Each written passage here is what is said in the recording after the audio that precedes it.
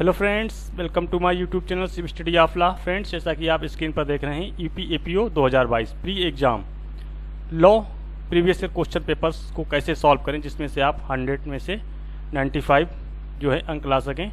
तो फ्रेंड्स, आज के टॉपिक में हम लोग डिस्कस करेंगे प्रीवियस ईयर क्वेश्चन पेपर्स को किस तरीके से सॉल्व करना है जिसमें से आप 100 में से 95 अंक ला सकें। तो प्रीवियस ईयर जो क्वेश्चन पेपर हैं यूपी एपीओ 2022 में लॉ के पेपर में 4 एक्ट से प्रश्नों को पूछा जाएगा, आईपीसी, सीआरपीसी, एविडेंस और पुलिस एक्ट से। पुलिस एक्ट में साथ साथ में यूपी रेगुलेशन भी शामिल होगा। तो आईपीसी से 35 प्रश्नों को पूछा जाएगा और सीआरपीसी से 25 प्रश्नों को और एविडेंस से 25 प्रश्नों को और यूपी पुलिस एक्ट और रेगुलेशन से 15 प्रश्नों को पूछा जाएगा। तो आज हम लोग समझेंगे कि प्रीवियस ईयर पेपर्स को किस तरीके से सॉल्व करना है जिसमें से 100 में से 95 जो है नंबर मिल सकें। तो हम लोग total 6 previous year question papers को डिस्कस करेंगे। तो आज पार्ट 1 में हम लोग 2002 के प्रीवियस ईयर क्वेश्चन पेपर को डिस्कस करेंगे। तो पेपर स्टार्ट करने से पहले आप लोगों को बता दें, जो लोग चैनल पर पहली बार आए हैं और चैनल को सब्सक्राइब नहीं किया है तो चैनल पर जाकर के रेड बटन पर जाकर चैनल को सब्सक्राइब कर और बेल आइकन को प्रेस कर ऑल नोटिफिकेशन पर अवश्य क्लिक कर लें, जिससे कि आपको आगे आने वाले सभी वीडियो की सूचना समय से मिलती रहे। और जो लोग यूपी एपीओ प्री और मेंस एग्जाम की तैयारी अच्छे से करना चाहते हैं तो उनके लिए सेपरेट प्ले लिस्ट बनी हुई है। जब आप होम पेज पर जाएंगे और प्ले लिस्ट के ऑप्शन पर क्लिक करेंगे तो यहाँ पर आपको जो है प्री के पॉइंट ऑफ व्यू से और मेंस के पॉइंट ऑफ व्यू से अलग अलग प्ले लिस्ट मिल जाएंगी। तो जो लोग बिहार की तैयारी कर रहे हैं उनको बिहार एपीओ की प्ले लिस्ट मिल जाएगी। जो लोग उत्तराखंड की तैयारी कर रहे हैं उनको उत्तराखंड एपीओ प्री और मेंस एग्जाम की अलग अलग प्ले लिस्ट मिल जाएंगी। और जो लोग यूपी एपीओ प्री एग्जाम की तैयारी कर रहे हैं तो उनके लिए UP APO pre exam selected notes जो हैं लॉ के और प्लस जीएस के और जीके के सिलेक्टेड वीडियोज़ हैं उनकी प्लेलिस्ट मिल जाएगी। जब आप इस पर क्लिक करेंगे तो सभी वीडियो आपको एक ही स्थान पर देखने को मिल जाएंगे। आपको वीडियो ढूंढने की आवश्यकता नहीं है, आप 1 बाय 1 प्ले करके सभी वीडियो को फॉलो करके अपनी तैयारी को बेहतर बना सकते हैं। तो फ्रेंड्स, स्टार्ट करते हैं आज के वीडियो को। तो आज के टॉपिक में हम लोग जो है यूपी एपीओ 2002 के प्रीवियस ईयर क्वेश्चन पेपर को डिस्कस करेंगे। तो फर्स्ट क्वेश्चन है, ए ने बी पर 7 से पिस्तौल से गोली चलाई किंतु ये सी को लगी जिससे सी की मृत्यु हो गई। ए ने कौन सा अपराध किया है? तो फ्रेंड्स, जब भी आप प्रीवियस ईयर क्वेश्चन पेपर्स को सॉल्व करें तो जितने भी ऑप्शन दिए गए हैं उन सभी ऑप्शंस को अच्छे से देखें और ऑब्जर्व करें कि किस धारा में कौन सा प्रावधान दिया गया है। तो यहाँ पर ए ने जो है बी पर गोली चलाई थी किंतु गोली सी को लगी और सी की मृत्यु हो गई। तो यहाँ पर ए ने जो है धारा 301 के अंतर्गत अपराध किया है, जिसको अंतरण विद्वेष के सिद्धांत से भी जाना जाता है। तो धारा 301 में अंतरण विद्वेष का सिद्धांत भी दिया गया है। और जो ए ऑप्शन है हत्या का प्रयत्न, तो हत्या का प्रयत्न जो है वो आईपीसी की धारा 309 में दिया गया है और आपराधिक मानववध जो है धारा 299 में दिया गया है और 300 में हत्या के बारे में बताया गया है। नेक्स्ट क्वेश्चन है, ये अपने इलेक्ट्रॉनिक रिकॉर्ड में मिथ्या प्रविष्टि इस प्रयोजन से करता है कि वे न्यायालय में संपोषक साक्ष्य के रूप में काम में लाई जाएं। तो यहाँ पर ए ने कौन सा अपराध किया है? तो यहाँ पर ए ने जो है मिथ्या साक्ष्य गढ़ा है धारा 191 के अंतर्गत। और जो कूट रचना का अपराध है वो धारा 463 में दिया गया है। तो आंसर इसमें ये सही है। नेक्स्ट क्वेश्चन है, एक कामगार उचित चेतावनी देकर छत से बर्फ फेंकता है, एक राहगीर की मृत्यु हो जाती है। कामगार किस अपराध का दोषी है? हत्या का दोषी है, हत्या की कोटि में न आने वाले अपराधी मानववध का दोषी है, उपेक्षा द्वारा मृत्यु कारित करने का दोषी है और चौथा है आकस्मिक मृत्यु कारित करने का दोषी नहीं है। तो यहाँ पर एक कामगार जो है उचित चेतावनी दे रहा है, तो उचित चेतावनी देना जो है वो अपवादों के अंतर्गत आता है। तो यहाँ पर जो कामगार है उसको धारा 80 का लाभ मिलेगा। जो धारा 80 में जो प्रावधान दिया गया है, धारा 80 ये कहती है कि विधिपूर्ण कार्य करने में दुर्घटना, तो यहाँ पर उसने उचित चेतावनी दी है। तो यहाँ पर कामगार को जो है धारा 80 का लाभ मिलेगा। तो मृत्यु आकस्मिक थी इसलिए जो है कामगार दोषी नहीं होगा। और हत्या का दोषी, तो हत्या के संबंध में प्रावधान जो है धारा 300 में दिए गए हैं और हत्या की कोटि में ना आने वाले अपराधी मानव वध का अपराध जो है धारा 304 में दिया गया है। और उपेक्षा द्वारा मृत्यु कारित करने का दोषी, तो उपेक्षा के संबंध में जो प्रावधान है धारा 304 ए में दिया गया है। तो इस तरीके से आपको प्रत्येक आंसर्स को ऑब्जर्व करना है। नेक्स्ट क्वेश्चन है, भारतीय दंड संहिता की किस धारा में राजद्रोह शब्द को परिभाषित किया गया है? तो धारा 124 ए में राजद्रोह को परिभाषित किया गया है। नेक्स्ट क्वेश्चन है, ए जो है बी की जेब में रुपए चुराने के आशय से हाथ डालता है परंतु जेब खाली थी, ये किस अपराध का दोषी होगा? चोरी के लिए तो चोरी के संबंध में जो प्रावधान है वो धारा 378 से लेकर के 381 तक में दिए गए हैं। और चोरी का प्रयत्न करने के लिए दोषी होगा तो यहाँ पर आंसर बी सही है। चोरी का प्रयत्न जो है, ये जो इलस्ट्रेशन है धारा 511 का इलस्ट्रेशन है, ये जो है बी की जेब में हाथ डालता है चोरी करने के आस्ते से परंतु जेब खाली थी, तो यहाँ पर ये चोरी के प्रयत्न करने का दोषी होगा। दृष्टि के संबंध में जो प्रावधान है धारा 425 में दिए गए हैं। नेक्स्ट क्वेश्चन है, भारतीय दंड संहिता की निम्नलिखित धाराओं में से कौन सी धारा जो है प्रतिनिधिक दायित्व से संबंधित है? तो धारा 120A में जो है आपराधिक षड्यंत्र के लिए दंड के बारे में बताया गया है और 121 भारत सरकार के विरुद्ध युद्ध करने का प्रयत्न करने और युद्ध करने का दुष्प्रेरण करने के संबंध में है। धारा 154 जो है प्रतिनिधिक दायित्व के सिद्धांत से संबंधित है और धारा 159 में जो है दंगा के बारे में बताया गया है। नेक्स्ट क्वेश्चन है, कोई बात अपराध नहीं है जो प्राइवेट प्रतिरक्षा के अधिकार के प्रयोग में की जाती है। जहां समाज की सहायता प्राप्त नहीं हो सकती है वहां व्यक्तिगत रूप से अपनी सुरक्षा हेतु तो सभी आवश्यक कार्रवाइयां की जा सकती हैं। तो इसमें से आपको ये देखना है कि कौन सा आंसर सही है। ए आर दोनों सही हैं और एक ही सही व्याख्या है। तो यहाँ पर कोई बात अपराध नहीं है जो प्राइवेट प्रतिरक्षा के अधिकार के प्रयोग में की जाती है, ठीक है। जहाँ समाज की सहायता प्राप्त नहीं हो सकती है वहाँ व्यक्तिगत रूप से अपनी सुरक्षा है तो सभी आवश्यक कार्रवाइयाँ की जा सकती हैं, बिल्कुल की जा सकती हैं। तो यहाँ पर आंसर जो है ए वाला सही हो जाएगा। ए आर दोनों सही हैं, आर ए की सही व्याख्या भी है। नेक्स्ट क्वेश्चन है, भारतीय दंड संहिता की धारा 149 के तत्व जो हैं कौन कौन से हैं? तो अपराध करने का संभाव्य ज्ञान, तो ये जो धारा 149 का आवश्यक तत्व है, ठीक है। सामान्य आशय धारा 34 में दिया गया है, ये इसका आवश्यक तत्व नहीं है। तीसरा है धारा 141 में वर्णित अवैध उद्देश्य, ये सही है। अपराध करने में सक्रिय भागीदारी, ये भी धारा 34 में दिया गया है। तो यहाँ पर जो दो ऑप्शन है पहला और जो तीसरा, तो इसमें पहला और तीसरा सही है, तो आंसर इसमें जो है डी वाला सही हो जाएगा। नेक्स्ट क्वेश्चन है, एक मनुष्य के द्वारा दूसरे मनुष्य की मृत्यु कारित करना मानववध है। मानववध सदैव विधि विरुद्ध होता है, तो यहाँ पर जो पहला है वो तो सही है, लेकिन मानववध जो है सदैव विधि विरुद्ध नहीं होता है, क्योंकि इसमें जो है अपवादों के अंतर्गत आता है, तो सदैव विधि विरुद्ध नहीं होता है। तो ये सही हो जाएगा, आर गलत है। तो इसमें आंसर में सी वाला जो दिया गया है ये सही है, परंतु आर गलत है। नेक्स्ट क्वेश्चन है, निम्नलिखित में से कौन चोरी का सही तत्व नहीं है? तो संपत्ति को बेईमानी पूर्ण आशय से लेना, तो बेईमानीपूर्ण आशय, चोरी के जो 5 तत्व दिए गए हैं तो उसमें बेईमानीपूर्ण आशय दिया गया है और संपत्ति चल हो, ये भी सही है, इसका आवश्यक तत्व है चोरी का। संपत्ति जिसके कब्जे में उसकी सम्मति के बिना ली जानी चाहिए, ये भी ठीक है। संपत्ति मालिक की सम्मति के बिना ली जानी चाहिए, तो ये जरूरी नहीं है कि संपत्ति जो है मालिक की सम्मति से बिना ली गई हो या ना ली गई हो, सिर्फ इतना पर्याप्त है कि संपत्ति जो है वो किसी के कब्जे में हो, उसके कब्जे से ली गई हो। तो यहाँ पर जो आंसर है पूछ रहा है कि तत्व नहीं है इसका चोरी का, तो आंसर इसमें डी वाला सही हो जाएगा। नेक्स्ट क्वेश्चन है, अपराध का निम्न में से कौन सा एक आवश्यक तत्व नहीं है? तो अपराध के जो है 4 आवश्यक तत्व हैं, मानव प्राणी, उसका दुराश्रय और कार्य और क्षति। तो यहाँ पर जो प्रयोजन है वो अपराध का आवश्यक तत्व नहीं है, तो यहाँ पर जो मानव है वो भी, उसका दुराश्रय, कार्य और क्षति चौथा है वो अपराध का आवश्यक तत्व कहलाता है, लेकिन प्रयोजन उद्देश्य जो है अपराध का आवश्यक तत्व नहीं है। नेक्स्ट क्वेश्चन है, सामान्य आशय का अर्थ है। सामान्य आशय का अर्थ है एक जैसा आशय, वही आशय, सभी के द्वारा आशय में भागीदारी, समान योजना। तो यहाँ पर जो आंसर जो है सभी के द्वारा आशय में भागीदारी, ये सही हो जाएगा। नेक्स्ट क्वेश्चन है, जब कोई पुरुष किसी स्त्री के साथ मैथुन उसकी सम्मति से भी करता है तो भी वह बलात्संग करता है यदि उस स्त्री की आयु कम है। तो यदि उस स्त्री की आयु 18 वर्ष से कम है तो ये कहा जाएगा कि वो बलात्संग का अपराध करता है। इससे पहले यहाँ पर जो आंसर दिया गया 16 वर्ष, ये 2013 के पहले आंसर सही था, परंतु 2013 में जो है धारा 375 के खंड 6 में 16 वर्ष के स्थान पर 18 वर्ष कर दिया गया है, तो आंसर इसमें जो है डी वाला सही हो जाएगा। 18 वर्ष से कम स्त्री की आयु की सम्मति से भी मैथुन किया गया है तो बलात्संग की कोटि में आएगा। नेक्स्ट क्वेश्चन है, भारतीय दंड संहिता 1860 की धारा 53 के अंतर्गत निम्नलिखित में से कौन सा दंड नहीं है? तो धारा 53 में जो है 6 प्रकार के दंड दिए गए थे, जिसमें निर्वासन को जो है हटा दिया गया है, और 5 प्रकार के दंड बचे हैं जिसमें मृत्यु, आजीवन कारावास और कारावास जिसमें सादा और कठोर कारावास हो सकेगा, और संपत्ति की कुर्की और जुर्माना। तो ये 5 प्रकार के दंड दिए गए हैं।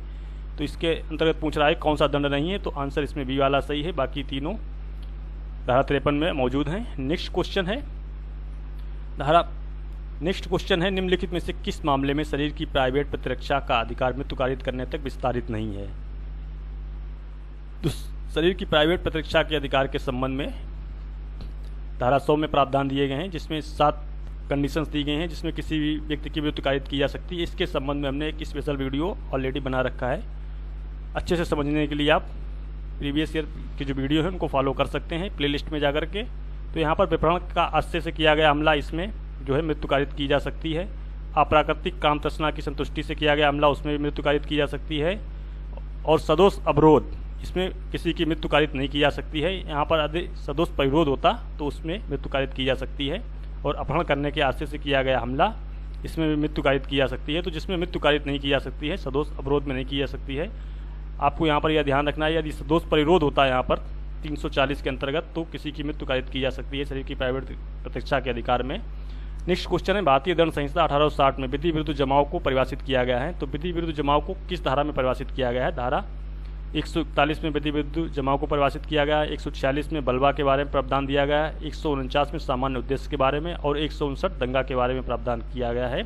तो जब भी आप आंसर्स टिक करें तो आसपास की जितनी भी धाराएं हैं, जितनी ऑप्शन में दी गई उन सबको ऑब्जर्व करते चलें। नेक्स्ट क्वेश्चन है निम्नलिखित कथनों में से कौन सा जो है सही नहीं है। दुष्प्रेरण का दुष्प्रेरण अपराध नहीं है, जबकि दुष्प्रेरण का दुष्प्रेरण अपराध होता है। तो ये आंसर जो है सही नहीं है, तो आंसर इसमें ये वाला सही हो जाएगा। किसी कार्य के अवैध रूप जो है लोभ का दुष्प्रेरण अपराध की कोटि में आ सकता है। ठीक है, दुष्प्रेरण का अपराध घटित होने के लिए आवश्यक नहीं है कि अपेक्षित प्रभाव कारित हुआ हो 110 में, ये जरूरी नहीं है। ये आवश्यक नहीं है कि दुष्प्रेरित व्यक्ति अपराध करने के लिए विधि के अनुसार समर्थ हो, धारा 111 के अंतर्गत। तो सभी सही हैं, लेकिन जो दुष्प्रेरण का दुष्प्रेरण अपराध नहीं है जबकि होता है, धारा 109 में दिया गया प्रावधान। नेक्स्ट क्वेश्चन है लूट कारित करने का प्रयत्न दंडनीय है। तो लूट कारित करने का प्रयत्न किस धारा में दंडनीय है। धारा 392 जो है लूट के लिए दंड का प्रावधान करती है। 393 में लूट करने के प्रयत्न के बारे में बताया गया है, इसमें आंसर बी सही है। धारा 390 लूट के बारे में बताया गया है कि चोरी कब लूट है और उद्यापन कब लूट है। धारा 394 में स्वेच्छा उपायित कारित करने के संबंध में है प्रावधान। नेक्स्ट क्वेश्चन है भारतीय दंड संहिता के अंतर्गत व्यापरण के अपराध का निम्नलिखित में से कौन सा आवश्यक तत्व नहीं है। तो व्यापरण के अपराध का आवश्यक तत्व नहीं है अवैध शिशु अभियुक्त का आश्रय, विधिपूर्ण संरक्षक की सम्मति से लेना और विधिपूर्ण संरक्षक की संरक्षता से परे ले जाना। तो व्यापरण के संबंध में जो प्रावधान है धारा 359, 60, 61 में दिए गए हैं। 359 में व्यापरण के बारे में बताया गया है, 360 भारत में से व्यापरण और 361 विधिपूर्ण संरक्षकता में से व्यापरण के बारे में बताया गया है। तो व्यापरण में जो है अभियुक्त का आश्रय होना जरूरी नहीं है, तो इसमें आंसर जो है बी वाला सही है। बाकी सभी इसके आवश्यक तत्व हैं धारा 359, 60 और 61 के।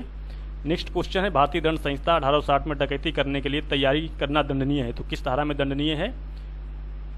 धारा 393 में लूट करने का प्रयत्न दिया गया है। धारा 395 में डकैती के लिए दंड दिया गया है। 398 में घातक आयुधों से लूट और डकैती करने के संबंध में प्रावधान है और धारा 399 में डकैती के तैयारी करने के संबंध में प्रावधान दिया गया है। तो आंसर इसमें डी सही है। नेक्स्ट क्वेश्चन है सूची 1 सूची 2 को मिलान करना है।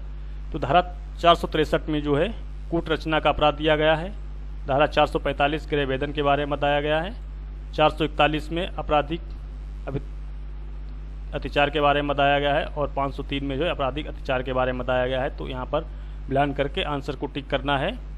तो यहाँ पर जो है ए का आंसर दूसरा है, 463 में कूट रचना, और बी का जो है चौथा है और सी का जो है पहला है और डी का जो है तीसरा है। तो इसमें आंसर ए वाला सही हो जाएगा। नेक्स्ट क्वेश्चन है ज्ञान कौर बनाम पंजाब राज्य का वाद किससे संबंधित है। तो ज्ञान कौर पंजाब राज्य का वाद ये 2-3 तरीकों से पूछा जाता है कि ज्ञान कौर पंजाब राज्य के मामले में जीवन जीने के अधिकार में मरने का अधिकार शामिल है कि नहीं शामिल है।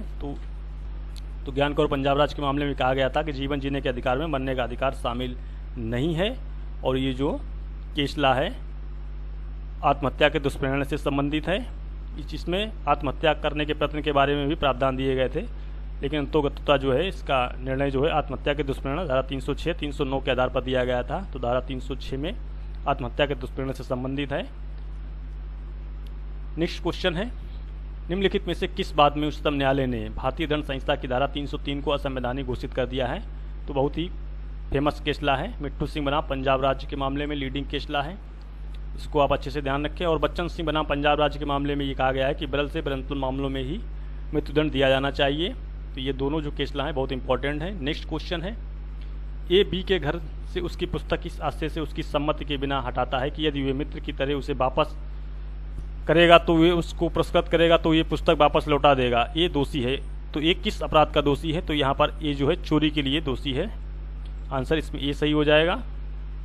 चोरी का प्रयत्न जो है वो भारतीय दंड संहिता की जो धारा 511 है उसमें दिया गया है, और आपराधिक न्यायभंग के संबंध में धारा 405 में दिए गए हैं, और आपराधिक न्यायभंग के प्रयत्न के संबंध में 405 से लेकर के 409 तक में प्रावधान दिए गए हैं। नेक्स्ट क्वेश्चन है, ए सी को पीटता है, पीटने के लिए बी को उकसाता है, तत्पश्चात ए उस स्थान पर स्वयं पहुंच जाता है जहां बी सी को पीट रहा है।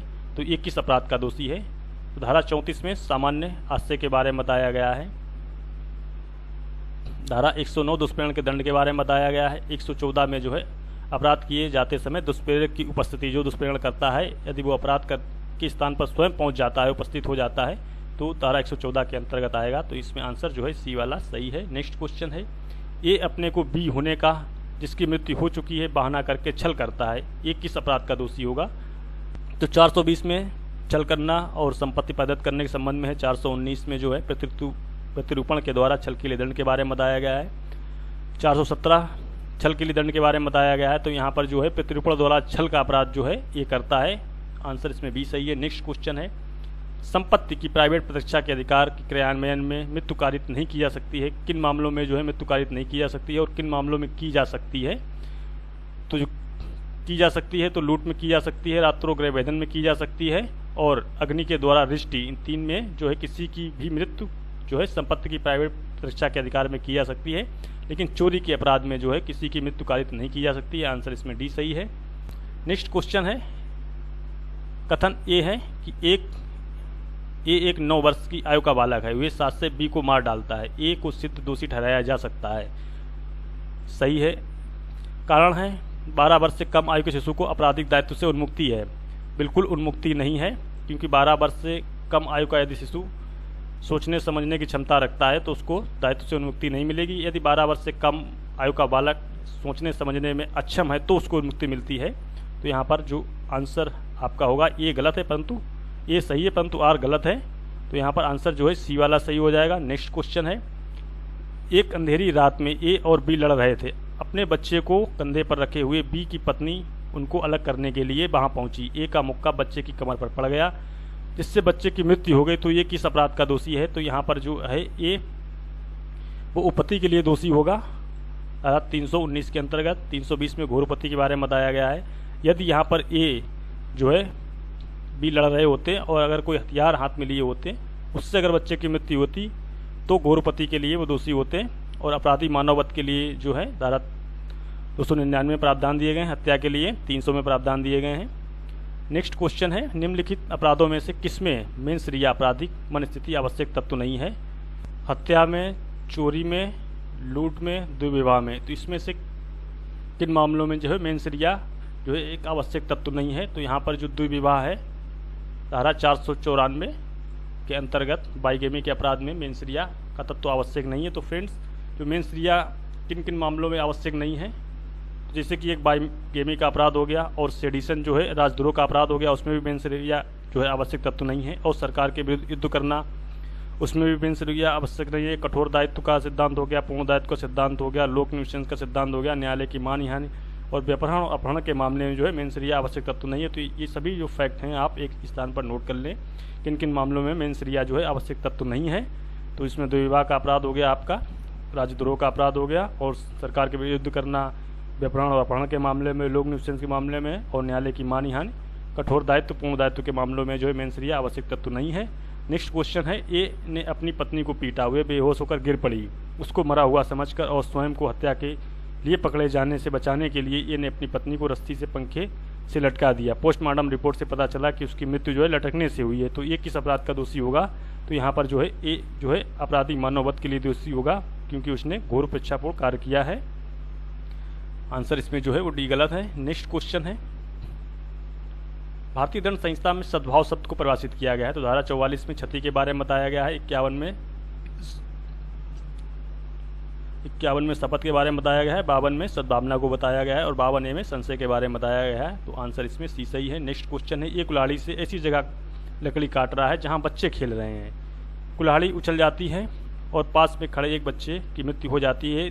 ये किस अपराध का दोषी होगा? तो ये किसी अपराध के लिए नहीं, हत्या के लिए। हत्या के संबंध में 300 प्रावधान दिए गए धारा। अपराधी मानववध के लिए तो यहाँ पर जो है ये उपेक्षा द्वारा मृत्यु कारित करने के लिए दोषी होगा। तो उपेक्षा द्वारा जो मृत्यु है वो धारा 304A के अंतर्गत अपराध का दोषी होगा। आंसर इसमें डी सही है। नेक्स्ट क्वेश्चन है, उन्मत्तता पागलपन है। पागलपन जो है स्वतंत्र इच्छा का अभाव है, मतता के कारण उत्पन्न अक्षमता है। किसी कृत्य की प्रकृति को समझने में अक्षमता जो है वो मतता यानी पागलपन के अंतर्गत आती है। आंसर इसमें सी सही है। नेक्स्ट क्वेश्चन है, एक पर्स इसमें मुद्रा थी, पड़ा मिला, वो ये नहीं जानता है था कि पर्स किसका है। बाद में उसे पता चला कि ये पर्स बी का है और वे उसे स्वयं उपयोग कर लेता है। तो ये किस अपराध का दोषी है? तो यहाँ पर जो है ये चोरी के लिए दोषी नहीं होगा, आपराधिक दुर्विनियोग के लिए दोषी होगा। धारा 403 के अंतर्गत चोरी के संबंध में 378 में प्रावधान दिए गए हैं। आपराधिक न्याय भंग 405 में, छल के लिए 415 में प्रावधान दिए गए हैं। नेक्स्ट क्वेश्चन है, भारतीय साक्ष्य अधिनियम से पाकला नारायण स्वामी बनाम इम्पर का मामला जो है किससे संबंधित है? तो ये जो पाकला नारायण स्वामी लीडिंग केस ला है मृत्युकालीन कथन से संबंधित है। नेक्स्ट क्वेश्चन है, सूची 1 सूची 2 को मिलान करना है। तो धारा 159 में क्या प्रावधान दिए गए हैं? स्मृति को ताज़ा करना, रिफ्रेशिंग मेमोरी। 154 में हॉस्टाइल विटनेस पक्षद्रोही साक्षी के बारे में प्रावधान दिए गए हैं। धारा 60 में जो है मौखिक साक्ष्य के बारे में बताया गया है कि oral evidence must be direct.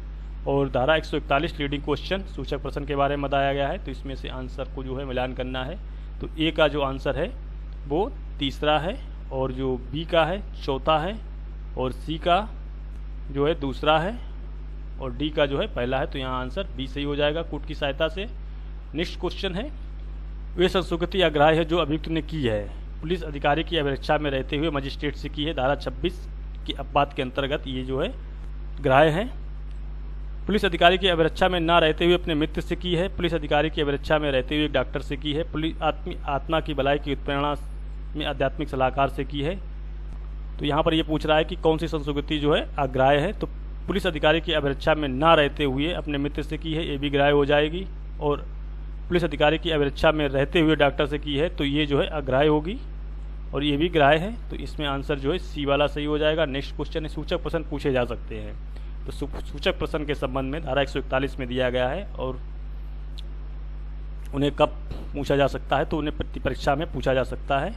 Answer इसमें जो है बी सही है। नेक्स्ट क्वेश्चन है, न्यायकेतर संस्कृति का अर्थ है वे संस्कृति जो न्यायालय में मजिस्ट्रेट के समक्ष की गई हो, पुलिस अधिकारी के समक्ष की गई हो, डॉक्टर से की गई हो। आंसर इसमें सी सही है। यहाँ पर डी जो है आंसर वो गलत है, क्योंकि न्यायकेतर संस्कृति का तात्पर्य ये है कि जो न्यायालय से बाहर की गई हो। और धारा 26 का जो अपवाद है, पुलिस अधिकारी की अभिरक्षा में रहते हुए मजिस्ट्रेट से की गई संस्कृति ग्राह्य होती है। तो यहाँ पर पुलिस और न्यायालय जो है न्यायिक संस्कृति के अंतर्गत आते हैं। और न्यायकेतर संस्कृति मतलब न्यायालय से बाहर की गई है तो वो एक डॉक्टर से की गई संस्कृति न्यायकेतर संस्कृति कहलाती है। नेक्स्ट क्वेश्चन है, निम्नलिखित में से कौन सक्षम साक्षी नहीं है? तो यहाँ पर पूछा सक्षम साक्षी नहीं है, शिशु, जड़, निर्बुद्ध व्यक्ति।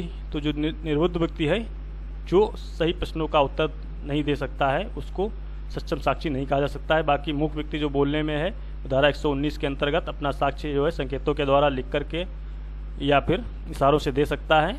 और पागल व्यक्ति भी कभी कभी सही हो जाता है तो वो भी साक्ष्य दे सकता है। तो यहाँ पर जो सक्षम साक्षी नहीं है वो जड़ या निर्बुद्ध व्यक्ति है। तो इसमें आंसर बी वाला सही है। नेक्स्ट क्वेश्चन है, पक्षद्रोही साक्षी का अर्थ है।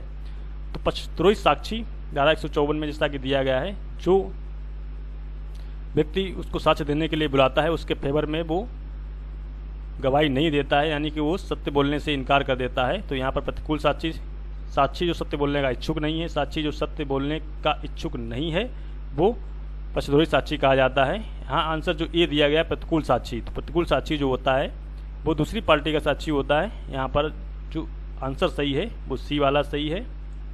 नेक्स्ट क्वेश्चन है, कथन ए है, सह अपराधी अभियुक्त व्यक्ति के विरुद्ध सक्षम साक्षी होगा। ठीक है, ये सही है। सह अपराधी विश्वास के योग्य नहीं है जब तक कि उसके साक्ष्य की तात्विक प्रविष्टियों से संपुष्टि नहीं हो जाती है। तो ये भी सही है। तो सह अपराधी के संबंध में जो प्रावधान है वो इंडियन एविडेंस एक्ट के सेक्शन 133 में दिए गए हैं, 133 में दिए गए हैं। तो यहाँ पर ए भी सही है, आर भी सही है, ए आर दोनों सही हैं, आर ए की सही व्याख्या भी है, क्योंकि सही अभियुक्त की जो साक्षी होती है वो दूसरे अभियुक्त के विरुद्ध जो है सक्षम साक्ष्य होती है, लेकिन उसकी संपुष्टि होना आवश्यक है। तो यहाँ पर कथन जो है और कारण दोनों सही है, और जो कारण है वो ए की सही व्याख्या भी है। तो आंसर इसमें ए सही है। नेक्स्ट क्वेश्चन है, ये संस्वीकृति ग्राह्य है जो अभियुक्त ने की है, पुलिस अधिकारी से की है, धारा 25 के अंतर्गत ग्राह्य नहीं है। ये पुलिस अधिकारी की अभिरक्षा में रहते हुए डॉक्टर से की है, ये भी ग्राह्य नहीं है। पुलिस अधिकारी की अभिरक्षा में रहते हुए अपने मित्र से की है, ये भी ग्राह्य नहीं है। अपनी आत्मा की भलाई की उत्प्रेरणा से आध्यात्मिक सलाहकार से की है, तो ये ग्राह्य है। तो आंसर इसमें डी सही हो जाएगा। नेक्स्ट क्वेश्चन है, कश्मीरा सिंह बनाम मध्य प्रदेश राज्य का वाद संबंधित है। कश्मीरा सिंह मध्य प्रदेश राज्य का वाद जो है वो सही अभियुक्त की संस्वीकृति से संबंधित है। आंसर इसमें डी वाला सही है। नेक्स्ट क्वेश्चन है, भारतीय साक्ष्य अधिनियम की निम्नलिखित धाराओं में से कौन सी धारा जो है पुरानी धारा के स्थान पर सूचना प्रौद्योगिकी अधिनियम 2000 के द्वारा प्रतिस्थापित की गई है। तो धारा जो 39 है इसको प्रतिस्थापित किया गया है। दस्तावेज, पुस्तकों, कागज पत्रों आदि के संबंध में जो है सीरीज दी गई है, उसके में जो है इलेक्ट्रॉनिक शब्द को प्रतिस्थापित किया गया है। वहाँ पर धारा 22 में है, दस्तावेजों की अंतर्वस्तु के बारे में मौखिक स्वीकृतियाँ जो है कब सुसंगत हैं। धारा 47 में हस्तलेख के बारे में राय कब सुसंगत है, और धारा 65 में है सेकेंडरी एविडेंस कब दिया जा सकता है। तो आंसर इसमें ये सही है। नेक्स्ट क्वेश्चन है, निम्नलिखित में से कौन सा प्राथमिक साक्ष्य है। तो मूल से बनाई गई प्रतियाँ, न्यायालय के निरीक्षण के लिए पेश किया गया दस्तावेज, दस्तावेज की प्रमाणित प्रतियाँ, दस्तावेज की छाया प्रतियाँ। तो यहाँ पर पूछ रहा है कौन सा जो है प्राथमिक साक्ष्य है। तो यहाँ पर जो प्रतियाँ हैं वो द्वितीयक साक्ष्य हैं, जो जितनी भी प्रतियाँ हैं वो सब द्वितीयक साक्ष्य होती हैं। न्यायालय के निरीक्षण के लिए पेश किया गया दस्तावेज ये जो है वो प्राथमिक साक्ष्य के अंतर्गत आता है। आंसर इसमें बी सही है। नेक्स्ट क्वेश्चन है, साक्ष्य विधि के प्रयोजन की दृष्टि से निम्नलिखित स्थितियों में से एक में से किसी व्यक्ति का सील सुसंगत नहीं है। आपराधिक मामलों में अभियुक्त का पूर्वतन सील सुसंगत है, धारा 53 के अंतर्गत सही है। पूर्व में बुरा सील जो आपराधिक मामलों में अच्छे सील के साक्ष्य के उत्तर में दिया गया है, ये भी सुसंगत है, धारा 54 के अंतर्गत। सिविल मामलों में नुकसानी की मात्रा रकम पर प्रभाव डालने वाला सील सुसंगत है, ये भी सही है। सिविल मामलों में अध्यारोपित आचरण साबित करने के लिए सील सुसंगत नहीं है, तो ये जो धारा 52 के अंतर्गत आंसर इसमें ये वाला सही हो जाएगा, डी। नेक्स्ट क्वेश्चन है, निम्नलिखित में से एक लोक दस्तावेज नहीं है। एक अपंजीकृत पारिवारिक बंटवारा जो है लोक दस्तावेज नहीं है, इसमें आंसर ये सही है। बाकी पंजीकृत विक्रय विलेख लोक दस्तावेज है, उच्च न्यायालय का निर्णय लोक दस्तावेज है, सिविल न्यायालय का निर्णय भी लोक दस्तावेज के अंतर्गत आता है, पब्लिक डॉक्यूमेंट है, धारा 74 में दिया गया है, और 75 में प्राइवेट दस्तावेज के बारे में बताया गया है। नेक्स्ट क्वेश्चन है, बोलने में असमर्थ एक साक्षी अपना साक्ष्य खुले न्यायालय में लिख करके देता है, इस प्रकार के दिया गए साक्ष्य को कैसा साक्ष्य समझा जाएगा। तो इसके साक्ष्य को जो है मौखिक साक्ष्य समझा जाएगा, ओरल एविडेंस। नेक्स्ट क्वेश्चन है, कथन ये है, न्यायकेतर संस्वीकृति यदि स्वैच्छिक है तो अन्य साक्ष्य के साथ विश्वसनीय हो सकती है, सही है। न्यायकेतर संस्वीकृति जो है साक्ष्य का एक कमजोर सूत्र है, ये भी सही है। तो इसमें आंसर जो है ए आर दोनों सही हैं, और आर ए की सही व्याख्या है। आंसर इसमें जो है ये वाला सही हो जाएगा। नेक्स्ट क्वेश्चन है, भारतीय साक्ष्य अधिनियम की धारा 17 में स्वीकृति है, एक मौखिक कथन है, एक दस्तावेजी कथन है, मौखिक दस्तावेजी तथा इलेक्ट्रॉनिक रूप से प्रस्तुत कथन है। तो इसमें आंसर जो है सी वाला सही हो जाएगा, क्योंकि इलेक्ट्रॉनिक रूप में जो शब्द अंतर स्थापित किया गया है सूचना प्रौद्योगिकी अधिनियम 2000 में जो प्रभावी है 10 अक्टूबर 2000 से प्रभावी है। तो आपको डेट याद रखनी है कि ये शब्द जो है इलेक्ट्रॉनिक रूप में कब प्रतिस्थापित किया गया है, तो 10 अक्टूबर 2002 को प्रतिस्थापित किया गया है। नेक्स्ट क्वेश्चन है, साक्ष्य अधिनियम की धारा 57(1) के अधीन न्यायालय को न्यायिक अपेक्षा करनी होगी भारत में प्रबद्ध सभी विधियों की। आंसर इसमें ये सही है। नेक्स्ट क्वेश्चन है, न्यायालय में निरीक्षण के लिए प्रस्तुत दस्तावेजों में शामिल हैं एक लिखित दस्तावेज, एक उपहांसांकन, एक इलेक्ट्रॉनिक दस्तावेज, शिला पर उत्कीर्ण लेख। तो इसमें जो है सभी शामिल हैं। धारा 3 में जो है दस्तावेज की परिभाषा दी गई है, तो धारा 3 में 10 परिभाषाएं दी गई हैं, उन सबको आप अच्छे से देख लें। नेक्स्ट क्वेश्चन है, कुछ मामलों में स्वीकृतियों का संपोषण आवश्यक है, ठीक है। सभी मामलों में न्यायकेतर संस्वीकृतियों का संपोषण होना चाहिए, ये भी सही है। तो इस यहाँ पर जो आंसर आपका हो जाएगा ए आर दोनों सही हैं, आर ए की सही व्याख्या नहीं है, क्योंकि स्वीकृतियों के संबंध में प्रावधान है जो 17 से लेकर के आपके 23 तक में दिए गए हैं, और संस्वीकृति के संबंध में जो है प्रावधान 24 से लेकर के 30 तक में दिए गए हैं। तो यहाँ पर ए आर दोनों सही हैं, परंतु जो है आर ए की सही व्याख्या नहीं है। आंसर इसमें बी वाला सही हो जाएगा। नेक्स्ट क्वेश्चन है, किसी विवाहित स्त्री द्वारा आत्महत्या करने पर न्यायालय भारतीय साक्ष्य अधिनियम की धारा 113A के अधीन ये अवधारणा करेगा कि ऐसी आत्महत्या को उसके पति ने दुष्प्रेरित किया है यदि पत्नी ने आत्महत्या जो है विवाह के 7 वर्षों के भीतर किया है, ये सही है। पत्नी पर अत्याचार किया गया था, ये सही है। पत्नी अशिक्षित और निर्धन परिवार से थी, ये सही नहीं है। पति ने पत्नी को त्याग दिया था, ये भी सही नहीं है। तो यहाँ पर आंसर जो है 1 और 2 सही है। कोर्ट की सहायता से आप आंसर 1, 2 जो है वो सही हैं। तो यहाँ पर आंसर डी वाला सही हो जाएगा। नेक्स्ट क्वेश्चन है, कथन ए है मृत्युकालीन कथन साक्ष्य में ग्राह्य हैं। मृत्युकालीन कथन साक्ष्य में ग्राह्य हैं, ठीक है।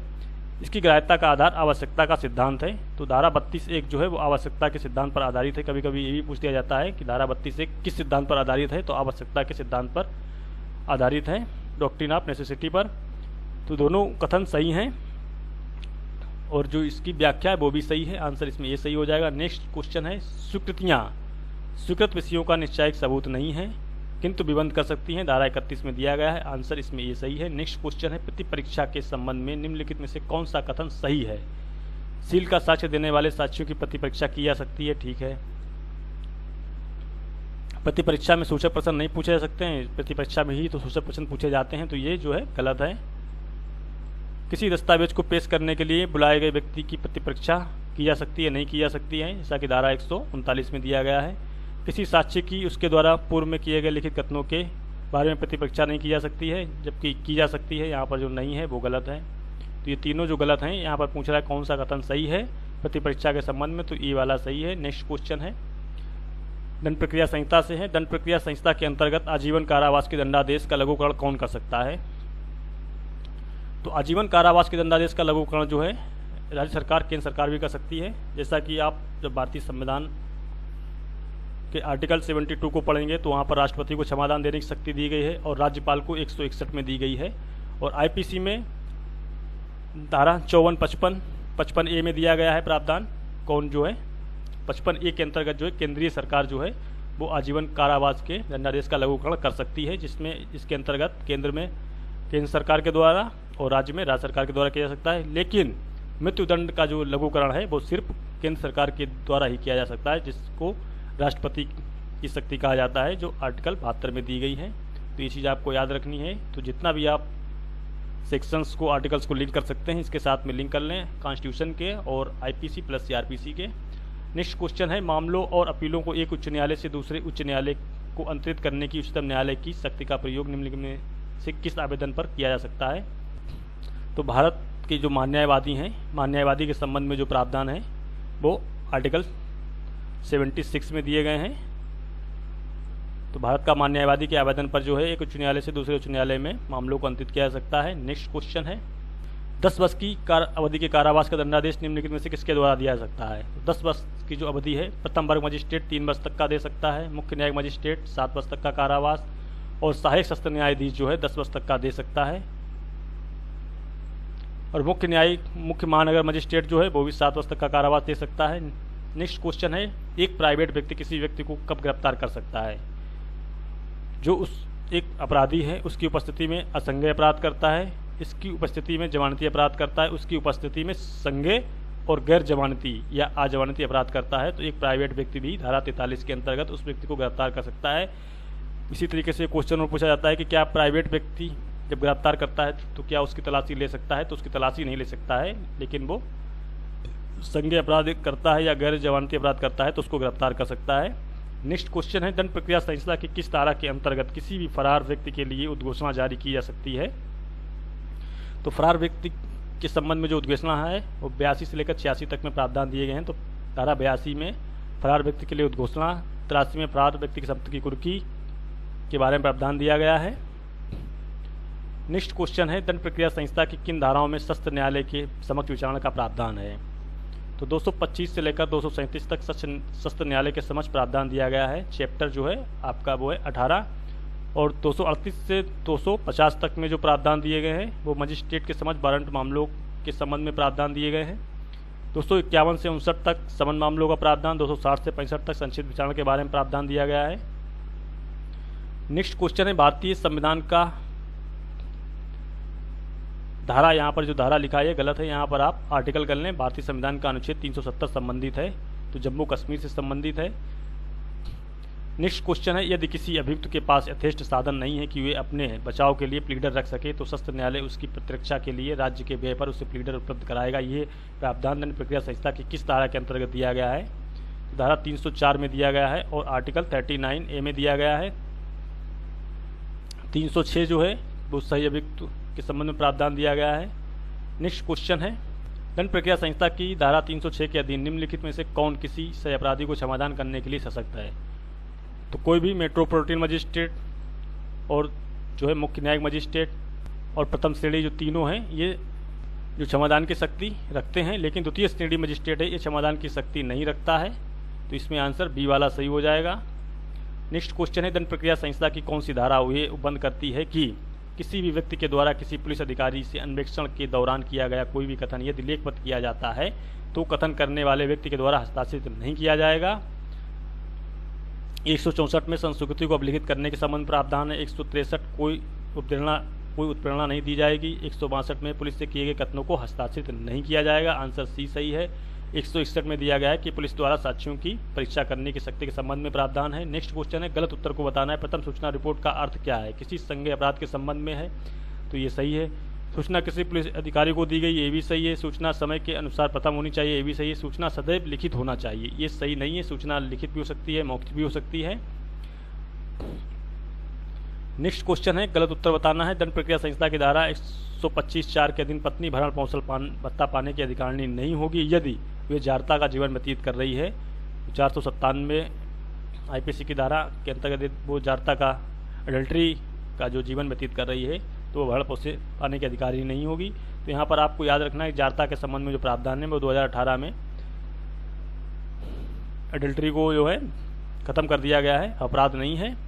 बिना पर्याप्त कारण के रह रही है, अपने पति से अलग निवास करती है, मना कर देती है तो वो भत्ता पाने की अधिकारिणी होगी। वे पारस्परिक सम्मति के आधार पर अपने पति से अलग रह रही है, कोई अन्य धर्म स्वीकार कर लेती है, तो इन सभी मामलों में जो है पत्नी भरण पोषण पाने की अधिकारी होगी। लेकिन वे यदि जारता का जीवन व्यतीत कर रही है तो वो अधिकारी नहीं होगी। नेक्स्ट क्वेश्चन है, दंड प्रक्रिया संहिता की कौन सी धारा किसी प्राइवेट व्यक्ति को किसी ऐसे व्यक्ति को जो संज्ञेय अपराध करता है गिरफ्तार करने का अधिकार देती है? तो किसी प्राइवेट व्यक्ति के संबंध में जो है धारा 43 में दिया गया है और धारा 44 में मजिस्ट्रेट के द्वारा गिरफ्तार करने के संबंध प्रावधान है। और धारा 42 जो बताती है कि नाम और निवास बताने से कोई व्यक्ति इनकार करता है तो पुलिस अधिकारी जो है इसको बिना वारंट के गिरफ्तार कर सकता है। धारा 45 में है सशस्त्र बलों का गिरफ्तारी से संरक्षण के बारे में प्रावधान दिया गया है। नेक्स्ट क्वेश्चन है, गलत उत्तर को बताना है। एक विधिमान्य वारंट के निम्नलिखित आवश्यक तत्व हैं, तो इसमें से कौन सा गलत है? वारंट को जो लिखित होना चाहिए सही है। इसे न्यायालय के पीठासीन अधिकारी द्वारा हस्ताक्षरित होना चाहिए, ये भी सही है। इसमें न्यायालय की सील लगी होनी चाहिए, ये भी सही है। इसमें अभियुक्त का नाम होना चाहिए परंतु उसका पता नहीं होना चाहिए, ये आवश्यक नहीं है, तो ये जो है गलत है। क्योंकि जब पता नहीं होगा संबंध जाएगा किस स्थान पर, तो ये आंसर गलत है। आंसर इसमें डी सही है। नेक्स्ट क्वेश्चन है, आजीवन कारावास का दंडादेश निम्न में से किसके द्वारा पारित किया जा सकता है? तो आजीवन कारावास का जो दंडादेश है वो सेशन न्यायालय के द्वारा या फिर एडिशनल सेशन जज के द्वारा पारित किया जा सकता है। तो यहाँ पर सत्र न्यायालय दिया गया है और जो मुख्य न्यायिक मजिस्ट्रेट हैं वो 7 वर्ष तक का कारावास का दंडादेश पारित कर सकते हैं और मेट्रोपोलिटन मजिस्ट्रेट 3 वर्ष तक का और प्रथम श्रेणी मजिस्ट्रेट ये भी 3 वर्ष तक का कारावास पारित कर सकते हैं। नेक्स्ट क्वेश्चन है, निम्नलिखित में से कौन से कथन सत्य है? अन्वेषण पुलिस अधिकारी के द्वारा किया जाता है, ठीक है। अन्वेषण का उद्देश्य साक्ष्य एकत्रित करना, ये भी सही है। अन्वेषण न्यायिक कार्रवाई है, ये सही नहीं है क्योंकि अन्वेषण जो है न्यायिक कार्रवाई नहीं है। अन्वेषण न्यायिक कार्रवाई नहीं है, ये भी सही है। तो पूछ रहा है कौन से कथन सत्य हैं, तो 1, 2, 4 ये सत्य हैं। आंसर इसमें बी वाला सही हो जाएगा। नेक्स्ट क्वेश्चन है, अन्वेषण का उद्देश्य होता है अभियुक्त को दंडित करना, नहीं। अभियुक्त को दोष मुक्त करना, ये भी नहीं। अभियुक्त साक्ष्य एकत्रित करना, तो अन्वेषण का जो मेन उद्देश्य है वो अभियुक्त के विरुद्ध साक्ष्य एकत्रित करना होता है। आंसर सी सही है। नेक्स्ट क्वेश्चन है, दंड प्रक्रिया संहिता की किस धारा के अंतर्गत सशस्त्र न्यायाधीश अपनी अपीलीय शक्तियों का प्रयोग करते हैं? तो धारा 373 के अंतर्गत जो है सेशन जज अपनी अपीलीय शक्तियों का प्रयोग करते हैं। धारा 376 में है छोटे मामलों में अपील का ना होना, 397 में है पुनरीक्षण के लिए अभिलेख को मंगाना, 398 है मामलों का निपटारा करना। नेक्स्ट क्वेश्चन है, दंड प्रक्रिया संहिता की किस धारा के अंतर्गत एक अभियुक्त व्यक्ति स्वयं सक्षम साक्षी हो सकता है?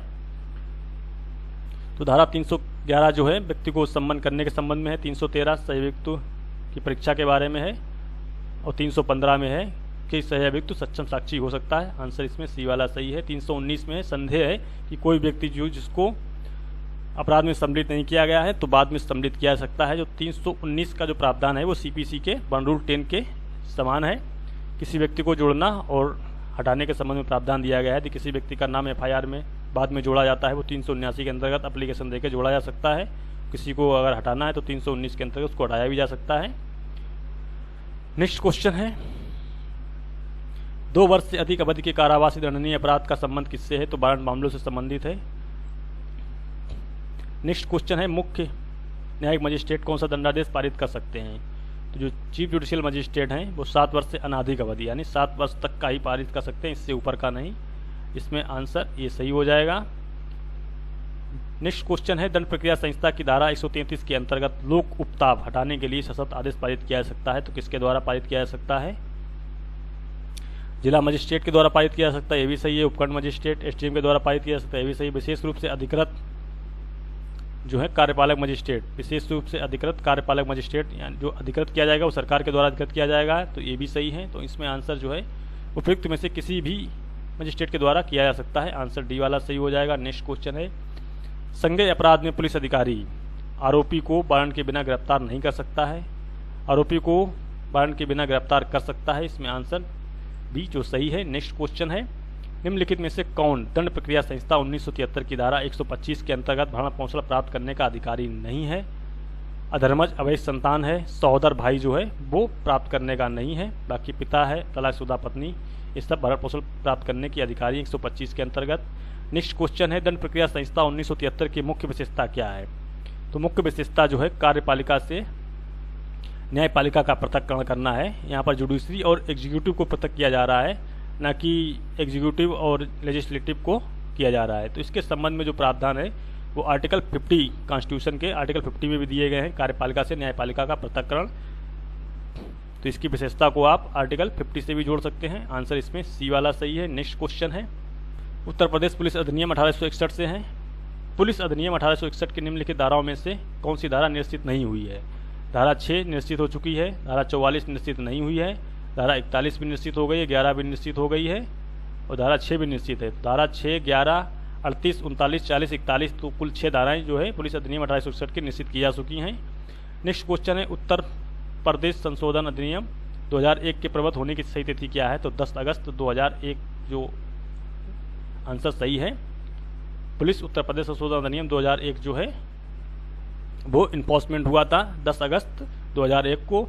नेक्स्ट क्वेश्चन है, उत्तर प्रदेश पुलिस विनियमों के कौन से पैरा फरार अपराधियों के संबंध में उपबंध करते हैं? तो चैप्टर 19 है, फरार भगोड़े अपराधी या मफरूर जिनको कहते हैं, 215 से 222 तक के संबंध दिए गए हैं।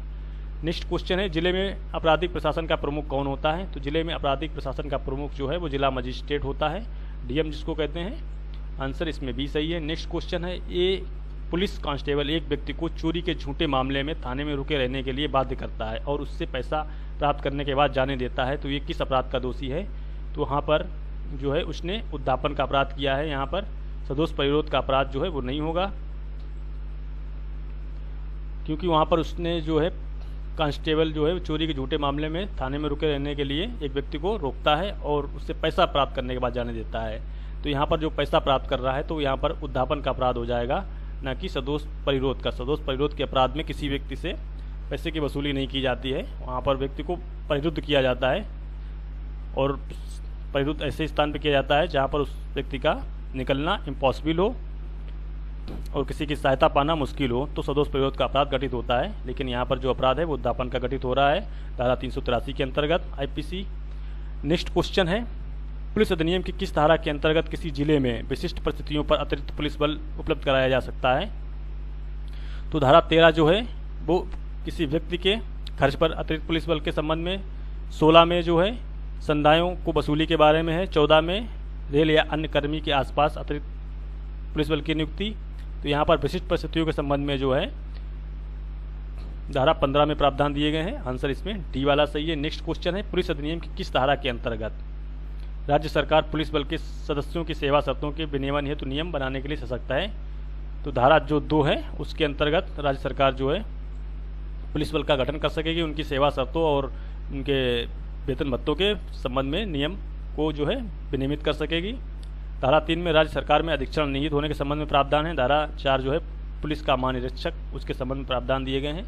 नेक्स्ट क्वेश्चन है, पुलिस अधिनियम की किस धारा में पुलिस अधिकारियों के कर्तव्यों का प्रावधान दिया गया है? तो धारा 21 में ग्राम पुलिस अधिकारी के बारे में बताया गया है। धारा 22 में जो पुलिस कांस्टेबल है ऑलवेज ड्यूटी पर रहेंगे, यानी सदैव कर्तव्य रूढ़ रहेंगे और जिले के किसी भी भाग में नियोजित किया सकते हैं। धारा 23 जो है पुलिस अधिकारियों की ड्यूटीज के बारे में बताती है और 24 में जो है इन्फॉर्मेशन देने के संबंध में प्रावधान है। तो यहाँ पर पूछ रहा है कर्तव्यों के बारे में, धारा 23 में दिए गए हैं, आंसर सी सही है। नेक्स्ट क्वेश्चन है, पुलिस अधिनियम की निम्नलिखित धाराओं में से किस धारा में सामान्य डायरी से संबंधित उपबंध का प्रावधान दिया गया है? तो धारा 43 जो है इसमें प्रावधान दिया गया है कि जो भी कार्य किए जाएंगे वो वारंट के अधीन किए जाएंगे। धारा 44 में सामान्य डायरी के संबंध में प्रावधान दिया गया, आंसर भी सही है। धारा 45 जो है राज्य सरकार प्रारूप विहित कर सकेगी, इसके संबंध में प्रावधान दिए गए। धारा 46 में जो है अधिनियम की परिधि के बारे में बताया गया है, तो इसमें आंसर भी सही है। नेक्स्ट क्वेश्चन है, सार्वजनिक सभाओं और जुलूसों का विनियमन और उनके लिए अनुज्ञप्ति देने का प्रावधान पुलिस अधिनियम की 1861 की किस धारा में दिया गया है? तो धारा 25 जो है बिना दावे वाले संपत्ति के प्रसाधन के बारे में बताया गया। धारा 28 कहती है कि जब पुलिस अधिकारी ना रहे उसके प्रमाण पत्र का लौटाने के संबंध में प्रावधान दिया गया है। धारा 30 जो है जुलूसों और सार्वजनिक सभाओं के लिए नियम बनाने के संबंध में अनुज्ञप्ति देने के संबंध में जो प्रावधान है वो धारा 30 में दिए गए हैं और 30A में अनुज्ञप्ति का उल्लंघन के बारे में दिया गया है। धारा 32 कहती है कि धारा 30A 31 के अधीन जो है 3 धाराओं के अधीन उल्लंघन किया जाता है, उनकी आदेश की अवज्ञा के संबंध में प्रावधान धारा 32 में दिए गए हैं। नेक्स्ट क्वेश्चन है, उत्तर प्रदेश पुलिस विनियमों के अंतर्गत ग्राम चौकीदार उत्तरदायी होता है। तो ग्राम चौकीदार जो है जिला अधिकारी यानी डीएम के प्रति उत्तरदायी होता है, पैरा 89 के में दिया गया है, आंसर इसमें डी सही है। नेक्स्ट क्वेश्चन है, त्योहारों के अवसर पर मार्गों में संगीत की धुन कितनी तेज हो इसे विनियमित करने के लिए, रेगुलेट करने के लिए जिला पुलिस अधीक्षक की शक्ति का उपबंध अधिनियम की किस धारा के अंतर्गत किया गया है? तो धारा 15A में जो है संदायों की प्रतिकर के संबंध में प्रावधान दिया गया है। 27 जो है जहां पर अदावगर संपत्ति है यदि उसका कोई व्यक्ति उपसंजात नहीं होता उसके संबंध में प्रावधान है। धारा 30 का खंड जो 4 है वो त्योहारों के अवसर पर मार्गों में धुन कितनी तेज है उसके संबंध में प्रावधान किया गया है, तो आंसर सी सही है। और धारा 16 जो है वसूली के संबंध में है। नेक्स्ट क्वेश्चन है, पुलिस अधिनियम 1861 की धारा 25 के अधीन अदावाकृत लावारिस संपत्ति को प्रसाधन चार्ज में ले सकेगा। तो प्रत्येक पुलिस अधिकारी, कोई भी पुलिस अधिकारी है वो अदावाकृत संपत्ति को अपने प्रसाधन में ले सकेगा। नेक्स्ट क्वेश्चन है, पुलिस अधिनियम 1861 की धारा 7 के अंतर्गत पुलिस महानिरीक्षक की विधायी शक्तियां किसके अधीन हैं? तो भारत के संविधान के अनुच्छेद 32 के अंतर्गत सुप्रीम कोर्ट की रिट के संबंध में प्रावधान दिए गए हैं। जो 5 प्रकार की रिट जारी की जा सकती हैं उनके संबंध में प्रावधान है। 5 प्रकार की जो रिट है, बंदी प्रत्यक्षीकरण, परमादेश, अधिकार परीक्षा, प्रतिषेध और उत्प्रेषण रिट जारी की जा सकती हैं। वहीं पर भारतीय संविधान के अनुच्छेद 226 में भी हाईकोर्ट के द्वारा रिट जारी की जाती है 5 प्रकार की। भारतीय संविधान के अनुच्छेद 311 के अंतर्गत प्रावधान दिया गया है। नेक्स्ट क्वेश्चन है, पुलिस अधिनियम 1861 के अंतर्गत विशेष पुलिस अधिकारी की नियुक्ति की जा सकती है, किसके द्वारा की जा सकती है? तो विशेष पुलिस अधिकारी की नियुक्ति धारा 17 और 18, 19 विशेष पुलिस अधिकारी को संबंध प्रावधान दिए गए हैं। धारा 17 में विशेष पुलिस अधिकारी की नियुक्ति के बारे में, 18 में विशेष पुलिस अधिकारी की शक्तियों के बारे में, 19 में विशेष पुलिस अधिकारी जो है वो सेवा से इनकार करते हैं उसके संबंध में। तो जब भी आप ये जो 3 सेक्शन है 17, 18, 19 इनको साथ पढ़ें और 25, 26, 27 को एक साथ पढ़ें क्योंकि इनसे रिलेटेड सब प्रावधान दिए गए हैं। तो यहाँ पर पुलिस निरीक्षक के आवेदन पर मजिस्ट्रेट के द्वारा जो है विशेष पुलिस अधिकारी की नियुक्ति की जाएगी, आंसर इसमें डी सही है धारा 17 के अकॉर्डिंग। नेक्स्ट क्वेश्चन है, निम्नलिखित में से कौन सह अपराधी है?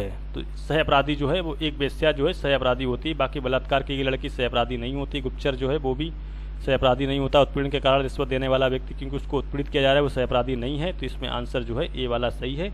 तो फ्रेंड्स, आज के टॉपिक में हम लोगों ने उत्तर प्रदेश एपीओ प्रारंभिक परीक्षा 2002 का जो प्रीवियस ईयर क्वेश्चन पेपर है इसको हम लोगों ने डिस्कस किया। आगे के टॉपिक में हम लोग जो है नेक्स्ट पेपर को डिस्कस करेंगे। तो फ्रेंड्स, जो लोग चैनल पर पहली बार आए हैं, यदि चैनल को सब्सक्राइब नहीं किया है तो चैनल के होम पेज पर जाकर रेड बटन पर क्लिक करके सब्सक्राइब कर लें और बेल आइकन को प्रेस कर ऑल नोटिफिकेशन पर अवश्य क्लिक कर लें, जिससे कि आपको आगे आने वाले सभी वीडियोज़ की सूचना समय से मिलती रहे। और जो लोग Bihar APO, Uttarakhand APO, UP APO pre mains की तैयारी करना चाहते हैं तो उनके लिए अलग अलग प्लेलिस्ट बनी हुई है। तो जब आप होम पेज पर जाएंगे और प्लेलिस्ट के ऑप्शन पर क्लिक करेंगे तो आपके सामने सभी जो प्लेलिस्ट हैं वो आ जाएंगी। तो आप जिस किसी भी स्टेट की तैयारी कर रहे हैं तो उस स्पेसिफिक प्लेलिस्ट को ओपन करके और 1 बाय वीडियो को फॉलो करके देख सकते हैं। तो आपको वीडियो ढूंढने की आवश्यकता नहीं होगी। तो फ्रेंड्स, मिलते हैं आप लोगों से नेक्स्ट टॉपिक में। तब तक के लिए bye bye and take care. जय हिंद, जय भारत।